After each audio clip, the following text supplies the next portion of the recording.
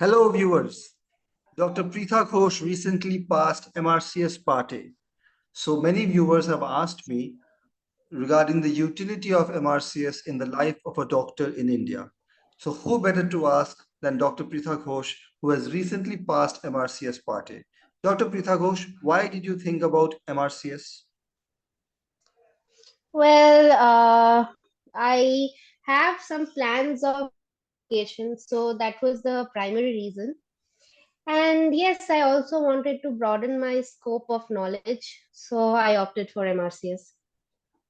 So your primary goal is to emigrate to the United Kingdom. That is why you are considering MRCS. Yes, that is my primary goal. Would you recommend MRCS to someone who has no intention of emigrating to the United Kingdom? Well, that depends if that person just wants additional qualification in their portfolio, then yes, they can do that. But if they don't have an intention of relocating, I would advise other way.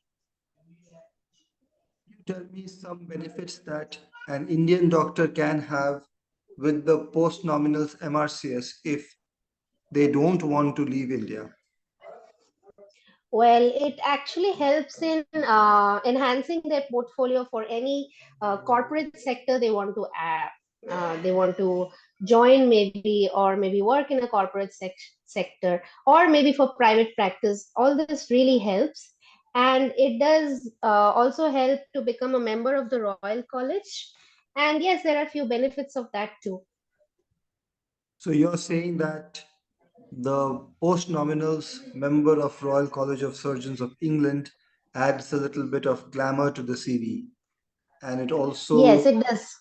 okay, and it also tells a future employer that you have the requisite skills and knowledge is international university. Yes, yes. Okay, moving on to the next question.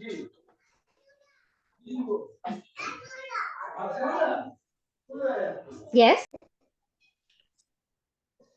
So, Dr. Pritha Ghosh, in your MRCS Part A preparation journey, what would you consider was your biggest challenge? Well, there were a few challenges, but the biggest was balancing my work and personal life and then studying with that. Especially because I have a very small daughter and I had to actually schedule my study time according to her schedule. So, yeah, it was a bit difficult and yes, I had done surgery. I studied surgery a few years back and actually had lost touch of the subjects. So, yes, brushing up those subjects took some time, but the most important, the biggest challenge that I had was balancing my work and studies together. So, you're saying you are not from the general surgery specialist background, you are an ENT specialist. So, you had a little bit of Yes, difficulty re- remembering all the general surgery stuff that you had learned during MBBS. yes, because I have done my MS from a college in Kolkata, Arjika Medical College, and it's been almost 3 years that I've passed my MS exam, and it's been almost 6 to 7 years that I have any touch with general surgery. So yes, it was a bit challenging to revise and study everything. So, for the benefit of the viewers, Dr. Pritha Ghosh completed MBBS from a renowned college in Pune. Am I correct? Yes, you're right. Okay. So, you mentioned about work-study balance. That is Yes. something that even I am concerned about. So, how did you achieve work-study balance? Work study balance, I would say that I initially, because I was preparing for the exam for I took a long time to prepare. Like, I didn't prepare it for like 3 months. I took 6 months because I knew the shortcomings that I had. So I took a longer time to prepare. I took 6 months to prepare. So I started something known as a very famous course known as I started that from I think July of 2023.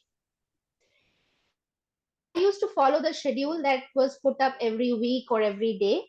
And I made a promise that no matter what, I will start with 2 hours of study every day. No matter how difficult, I will just start with 2 hours of study and then gradually increase. And where I am posted, my current place of posting is quite far from my home. So I used to study in my while traveling. So I used to get pretty much around 4 hours and to and fro from the hospital. So that was enough for me in one day. And then eventually, when I got a grip of the subject after going through it once, I actually speeded up my revision. So there I could balance it actually. So you would study mostly on your smartphone? Yes, I mostly use my smartphone because traveling with an iPad or a laptop was very difficult for me. So I studied mostly on my laptop, and when I was at home, that was the only time when I used an iPad. Laptop, I am not very comfortable using because they are not very handy. So yeah, I studied mostly on my smartphone, which was about 70 to 75%, and the rest 20% was on the iPad or a tablet, which you can say. Did not read anything from any textbook? No, I did not read any textbooks. The course that I took, Dr. Salah had actually provided us with notes of his own. So I used to go through them along with the lectures, live lectures that he used to take or the recorded ones. And I went through those lectures, and that's how I actually was able to cover up my syllabus. And the study material that was provided is pretty much sufficient to get good scores on this exam.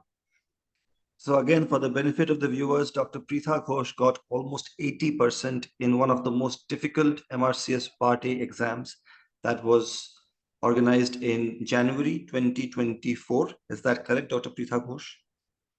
Yes, that's correct. And Dr. Pritha Ghosh took coaching from a very famous surgeon, Dr. Sala. The course is called MRC Sala. That this is a course that she had taken, but I had not. But I have heard very good things about it. Not a single person has taken this course and said that it's not a good course. So it's something worth considering. Would you recommend this course to anyone who is preparing for MRCS Part A? Yes, I would definitely recommend it because the way they teach is exactly like it is exam oriented. They do not teach you something extras which you would want to know for knowledge. But yes, you're free to ask them if you want extra knowledge. But they actually teach in a very exam oriented way, and no matter what, you cannot go wrong if you just follow their course. So yes, I think anybody who actually sincerely follows what the course says and follows the material that's provided, I don't think they are going to fail the exam. So if someone watching this video wants to sign up immediately, how would they get in touch with MRCS Sala or the course? Well, they can type on the internet as MRCS Sala, and they have provided their WhatsApp number and Telegram number. And if they do have Telegram, they can join on something known as MRCS Sala group, and they can text there that they want to join this group, and they can ask the details of the course and everything, and they provide an phone number, or an email ID, and then once they contact that number, they get all the details of the course, obviously. So a simple Google search would be able to reveal this MRC Yes, Sala course. Okay. yes, The yes, course yes. is MRC Sala. SAL, MR, yes, M, yes, just one S. just one S. So that's a very neat name. It neatly ties up with MRCS. And Dr. Sala is currently working in the UK in the NHS. No, he's not working there, but his team, one of his team members is working there. There are actually five teachers, as far as I can remember. There's just one teacher, one lady teacher, who is in UK. All of them are either in Egypt or Middle East. But you are very satisfied with their teaching. Yes, yes. Actually, they do provide the materials, and the questions that they provide are like 90% repeated, and even if they are not repeated, you know how to go for them. So they prepare you for everything, the worst, the good, the bad, everything. That's good to know. I hope this helps the viewers who are preparing for MRCS Part A. So, Yes. just to sum up, what are the points somebody should keep in mind when they are preparing for MRCS Part A? Any particular pitfalls, anything that they should not worry about, or any mistakes that they should avoid? Any advice? Well, I would say that important points is revision is the key to success, I would say. You just have to revise, revise, and revise. And no matter how difficult the paper is, there's one thing that Dr. Salah used to say is that no matter how difficult the paper is, try to reach the last question because you will pass by that one question. Do not leave any question, no matter how difficult it is. The first after reading the question, the first answer that comes to your mind is the right answer. Unless you have read the question, please do not change your answer. And yes, revise and be consistent. And I think that's all that you need to do. And for the viewers, how many hours in a day is good enough for practice if if they're preparing for 6 months? So how many hours roughly should they devote to preparation? Well, initially for the first 3 months, according to the course, they go very slow. They take a week for one subject, or sometimes even more than that. So even if they study for 2 hours a day, or even maybe 1 hour, it's more than sufficient to finish the course in 6 months.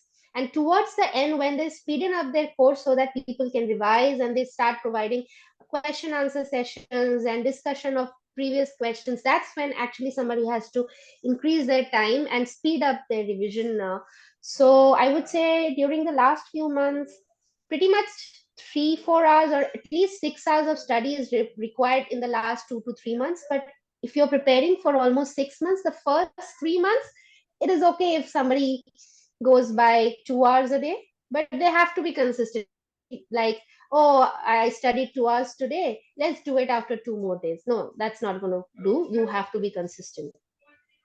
So 6 months of preparation time, 2 months, 2 to 3 months, 2 hours a day, and then more hours towards the as you approach the exam.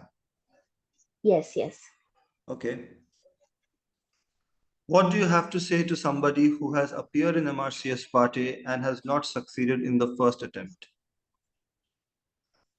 I would say that they should definitely go for the second attempt and should do it as soon as possible within should appear for the next immediate exam because they because once you're preparing for an exam, I feel you're in a flow where your brain has its maximum capacity to grasp, and once it lags again or you become idle, I feel getting that grip and getting that speed to remember everything causes a lot of trouble. So I think they should appear for the next exam and they should study consistently, and I'm sure they'll succeed the next time. And I guess if you are very clear about why you want to pursue MRCS, that can also motivate you towards taking the exam one more time. Yes, yes, that would do. Yes, definitely. So what is the thing that motivated you most? What do you plan to do once you complete both parts of MRCS and get the post nominals of MRCS? Well, I would sit for my English exam, which is an OET, as soon as possible, so that I can immigrate there. Because my goal is to immigrate there. So yes, that's the first thing that I would do. Why do you want to work as a doctor in the UK? Uh, I don't know. It's because I think their medical spectrum is always better than what we have in our state, and pretty much I'm not happy working here, to be honest. And it has always been my dream to go abroad and study there or work there. So yes, maybe that's why I really want to go out. Also, you might say that the knowledge that you learn, that you come across in the UK, that might benefit people in India if you do happen to come back. Yes, that is true. If I do get my yes, if I do go there and do plan to come back, yes, that will definitely help. Yes, sure. How do you reckon with the reality of learning medicine in India and then working as a doctor in the UK? It is not very simple, I would say, because our degree there is not actually academic. And though the materials that we study are the same, but immigrating there actually becomes difficult if not attempted just after MBBS. For people like us who have already done their post graduation, I feel that it is a lengthy part to give an MRCS or MRCP and go there. But I always regret this decision of mine. I should have actually given PLAB or USMLE just after my MBBS and immigrated. But it's never too late, so I'm trying now, I guess. So now that you've completed specialist training in India, once you go to the UK, you will have to undergo specialist training again in the UK. Yes, that is there. But Specialist training, yes. are you aware of something called the non-training pathway, where you can work as a Yes, specialist? yes, I am aware of that. But to get any job after clear this exam is not easy because there are some conditions that have to be fulfilled. And no, you work as a trainee doctor or as a non-trainee job, no matter what, those conditions have to be fulfilled. And as far as I have an idea, you might have to undergo an 1 year of observational job there to just get those conditions ticked. I think I'm not sure exactly, but I think that's what has to be done. So if everything goes to your And plan, you plus, want, yes, go ahead. yeah, there's one more thing that once you go there as a non-trainee doctor, I don't think you get the post of a consultant that easily. I don't think that's possible. Yes, very rightly said. So the first thing you get is, if you everything works according to plan, then you can get something called an SAS post, which is specialist and associate specialist. That is the non-trainee pathway. In that case, you can work as a specialist, but the term consultant is only for those people who have obtained FRCS. Now, there is Yes, yes, something right. called FRCS ad Yundum. FRCS ad Yundum is something where, if you work for at least a year in an NHS setup, and two NHS consultants who have at least 5 years of experience, they certify that you have the requisite skills and knowledge to be a consultant in the NHS, then after working for 1 year, you can get the FRCS without taking the FRCS exam, and then you become a consultant in the NHS. Oh, I didn't have an idea about that. Well, Yes, that's so even I very did not have an idea enlightening. about this. I got an idea about this. I was made aware of this when I went to London to collect my MRCS diploma. And there were a bunch of people who were collecting their FRCS diploma. And the term used was FRCS ad Yundum.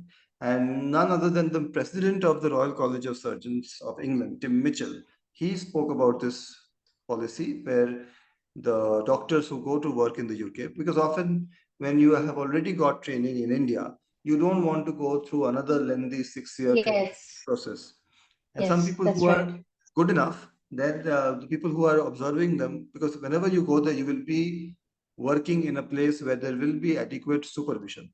So once you are Yes. being supervised by some consultants, if they observe that you're good enough, and at least for 1 year they will observe, so they can write to the Royal College that this person is good enough, and then you can get FRCS without the exam, and then you can work as a consultant. So the shortest timeline is 1 year. All right. I So this see. is something you can That's think good. about, because you have totally decided that you want to move to the UK. Have you thought about the expenses of living in the UK? Yes, I have thought about it. And yes, there's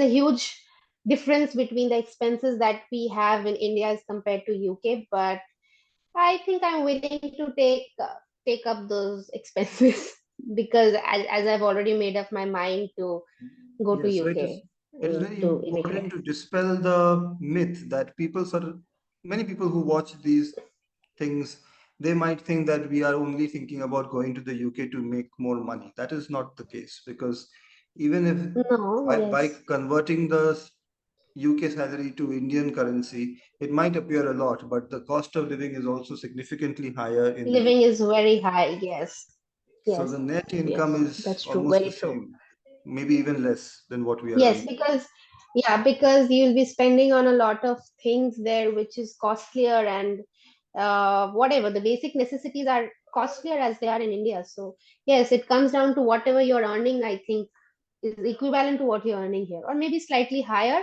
and it can be even slightly lower. Okay, thank you, Dr. Pritha Ghosh. I hope people who are confused about whether to pursue MRCS Part A have got some idea regarding this. And Dr. Pritha Ghosh, I wish you all the best. I know that you will soon take MRCS ENT OSCE and you'll soon become a member of the Royal College of Surgeons. So all the best and thank you so much for sharing Thank such you wise so words with much. me. Thank you. Thank you so much. Thank you.